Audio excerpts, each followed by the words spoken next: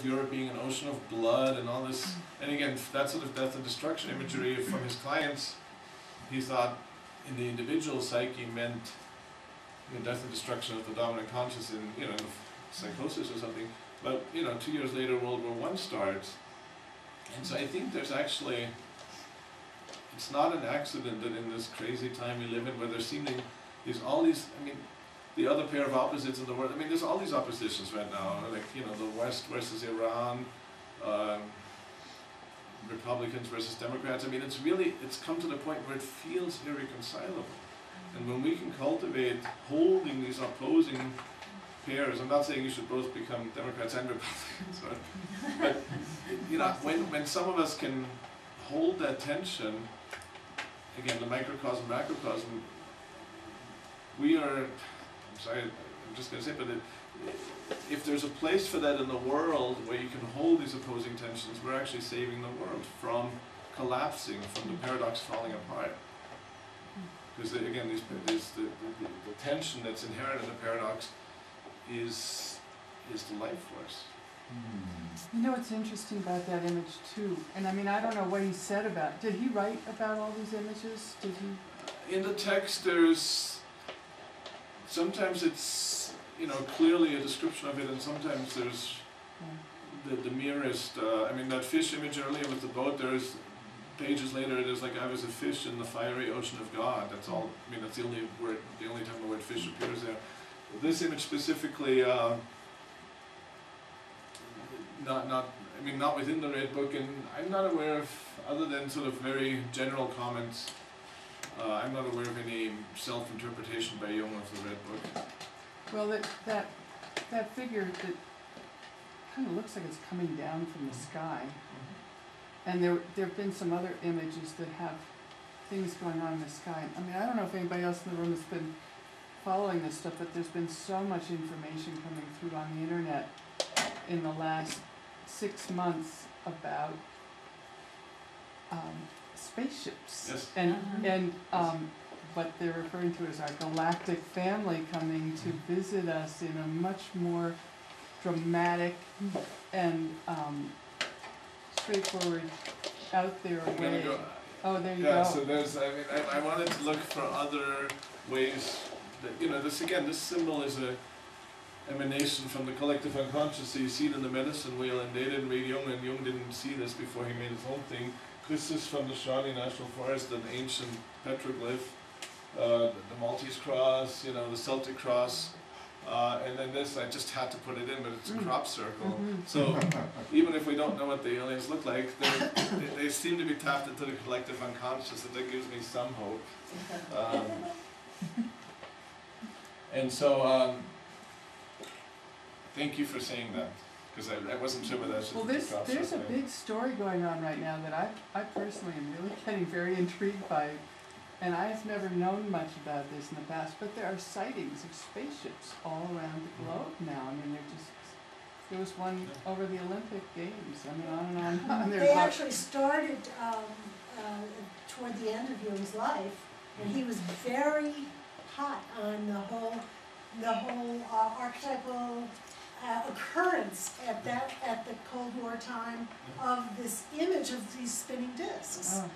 Yeah. No, there is a, it's in the Bollingham edition of the Collected Works. There is a one of the last things he wrote actually about the UFOs as a symbol. And again, reality is a symbol. So when these things emanate into the medicine wheel or in shapes in nature, the pairs of opposites.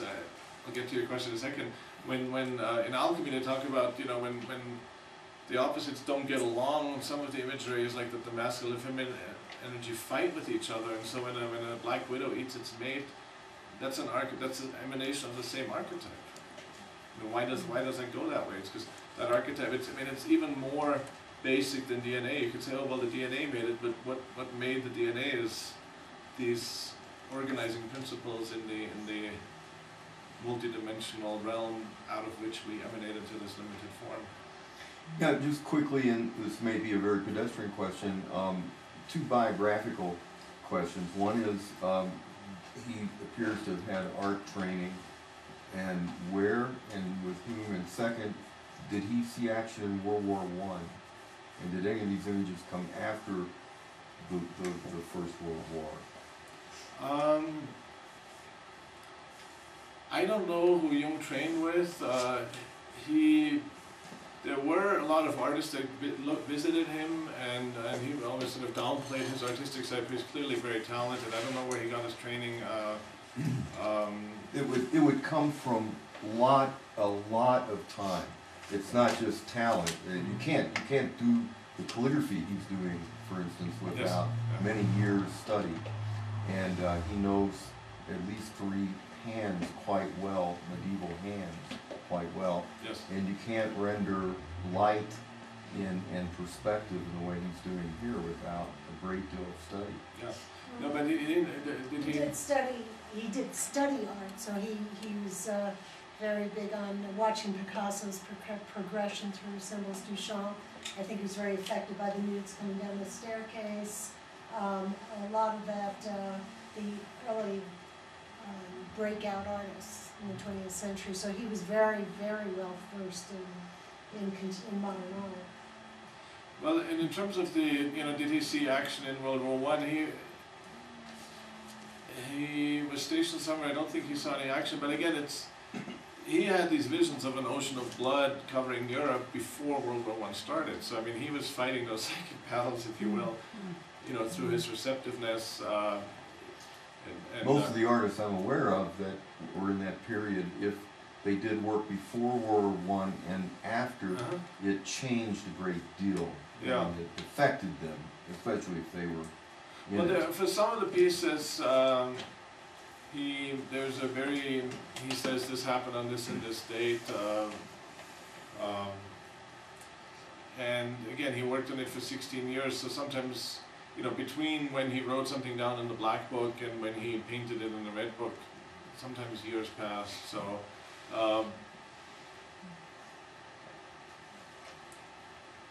and certainly there are things in the outside world that can deeply influence us. But I think, this book was his own World War I, if you will. I mean, it was really a profound, that transformation you speak of that people go through. I mean, he went through that starting in 1912 purely intrapsychically.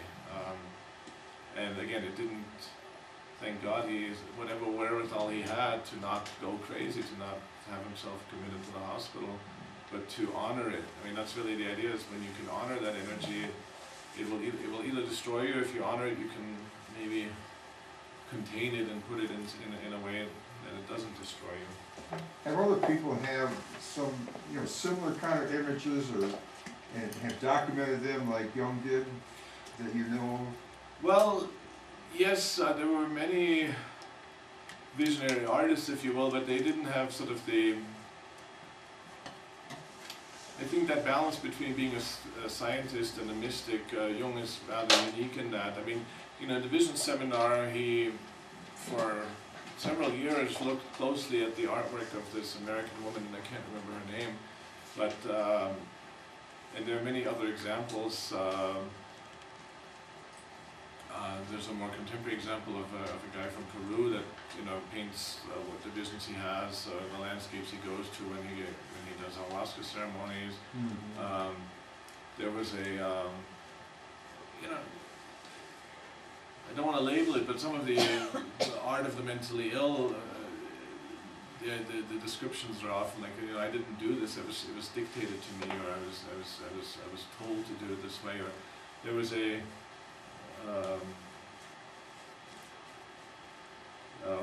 woman in Switzerland, I don't know if Jung knew her, but she was a contemporary, and she would do these abstract geometrical patterns, sometimes out of string, sometimes drawing. We've all seen these things that then look very three-dimensional. I think, and she said, this isn't art, this is just something I feel I have to, put down because they're like topographic maps or something. But that duality, if you will, again, the paradox within Jung, the mystic who can have these visions, but who's terrified to tell his scientist friends because they think he's crazy. Yeah. And that's why I think why Jung went so much into alchemy, is because he had that numinous beginning, and in alchemy he found validation. If people over thousands of years have that, it seems to be pretty detailed representation of the unconscious. So it's you see that in many traditions, and that's in a way what we try to achieve at the seminar, is to think about it, but then also to experience it ourselves, because it's really about trying to do it both with your right brain and your left brain. This is a very nice mandala, and again, there's 1, 2, 3, 4, 5, 6, 7 intersections, and we saw the colorful snake earlier, and here's this darker snake that erupts into this black star, and we can get sidetracked on the archetype of the black sun, but there's this numinous golden egg in here, which we'll talk about in more detail.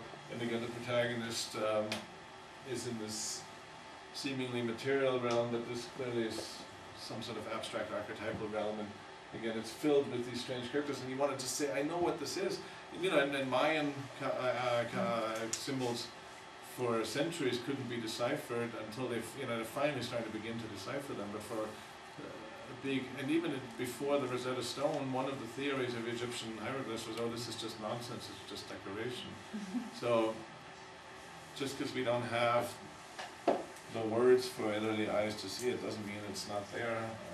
That particular one that you just showed, that doesn't that remind you of some of those Chinese? Oh, those big seals.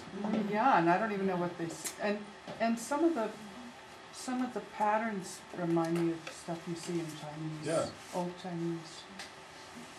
Well, we'll see a lot more. I'm glad, because I find these abstract patterns just very intriguing in many ways, sometimes more intriguing than the beautiful, more realistic stuff. Again, we looked at the slide already, so these symbols are not arbitrary. Now the other pattern that we see in the Red Book is these cycles, and this is not from the Red Book. On the left is from George Wither, who was in the 1600s and the 17th century, a poet who was clearly versed in some alchemical ideas. And so you see the snake biting its own tail that's crowned, you see the infant in the skull, and it says, as soon as we to be begun, we did begin to be undone. So as soon as we're born, we're dying. So it's that cyclical nature, and this is, anybody know what this is called? Ouroboros. Ouroboros, excellent. So I'm not going to get sidetracked about what it means that one's counterclockwise, the other one's clockwise, but that snake biting its own tail, that symbol of that eternal cycle, which again, in some of the earliest alchemical, there's an ancient Gnostic alchemical text on the margin, and this is an image that's been reproduced like in Man and his symbols and stuff. It's this very crudely drawn snake, and the bottom of it is black and the top of it is white. But this is an emanation from the psyche. This is an archetypal symbol that, we can represent it like this, but the true archetype is much more multidimensional than that. But we see these patterns, you could, in alchemy, one of the names for alchemy is it's the dissolving, coagulating art. So you keep dissolving and coagulating, you keep going around, and that's sort of what sparagyric also means. It's sort of that taking apart, putting it back together, that cycle. And one way to interpret it is up here, when you're in the snake's head, everything makes perfect sense. It's like we're in the ocean, we're up at the wave, and we can see all the other waves. And then we go into the belly of the snake, and it's that, when we're just in our chthonic experience, when our intellect maybe we've become quote unconscious or less conscious, but this is where the digestion and the transformation of the learning happens, and then we emerge, and it's throughout life, it's like we can't just live up here in the intellect, and we can't just live down here in the crude experience of life. It just keeps on cycling, and again so that symbol is represented in those life patterns, presented in the snake, and we see it in the Red Book. I think this is a cycle. You can see different aspects of it. There is a solar figure up here, the protagonist or a similar character watering, then you have these plants, and they're growing around, and then up here you've got this lion sort of clawing at them. So to me this is a cycle. Here's a similar one. You've got this cauldron down here out of which these colored fumes rise, and they go up to the stars. So again, similar to alchemy, you dissolve it and then maybe you condense it. And this is, we talked a lot about this image in the class, and it's, again, you should look at the original. The PowerPoint doesn't do it justice. But you have, again, the solar energy on top, this winged disc, again, now we've talked about that shape, the cross inside the circle, this winged disc, the snake going down the cross, again, we talked about the crucified snake, the scarab, okay, so there are other animals in the Red Book, this solar disc with this little a circle in the cross, but it's actually got these little legs